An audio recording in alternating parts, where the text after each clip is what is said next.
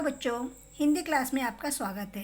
तो पिछली कक्षा में हमने क्या देखा था? स्वामीनाथन क्या है, राजम के बारे में बताते रहता है। राजम कैसा था, वो क्या है, बचपन में क्या है, शेर मारा था बोलकर इस सभी बातों को क्या है स्वामीनाथन अपने दादी जी को बताते रहता है।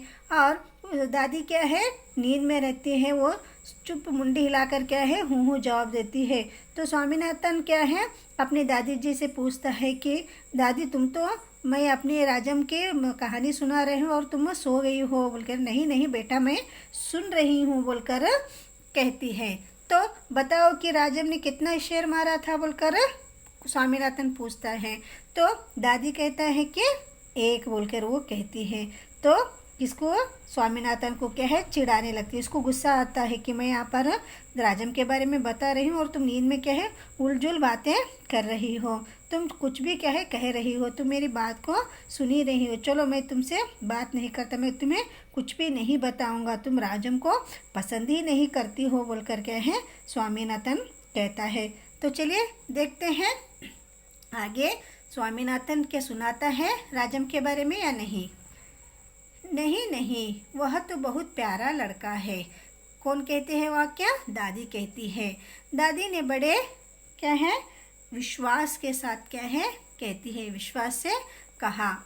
उसने राजम को देखा तक नहीं था। किसने? दादी ने क्या है राजम को देखा तक नहीं था। स्वामीनाथन खुश हो गया। दूसरे ही क्षण क्या है उसके मन में एक नया संदेह पैदा हुआ। दादी शायद तुम्हें शेर की कहानी पर विश्वास नहीं हो रहा है। तो स्वामीनाथन कहता है मैं अब तक राजम के बारे में जब बताया था आपको विश्वास नहीं हो रहा है, शायद मैंने जो कहानी सुनी है ना आपको विश्वास नहीं हो रहा है ना दादी बोलकर स्वामीनाथन अपने दादी जी से कहता है। मैं एक एक शब्द पर विश्वास करती हूँ, दादी ने स्वर में मिठास भरकर कहा। स्वामीनाथन को इससे खुशी हुई, लेकिन उसने चेतावनी के तौर पर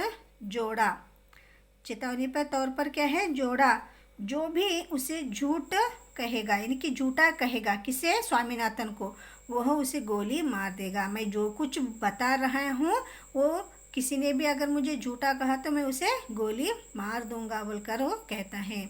दादी ने इसका समर्थन किया और हरिश्चंद्र की कहानी सुनाने की बात कही, जिसने वचन का पालन करने के लिए सिंहासन, पत्नी और बच्चे को खो दिया और अंत में उसे सब कुछ वापस मिल गया।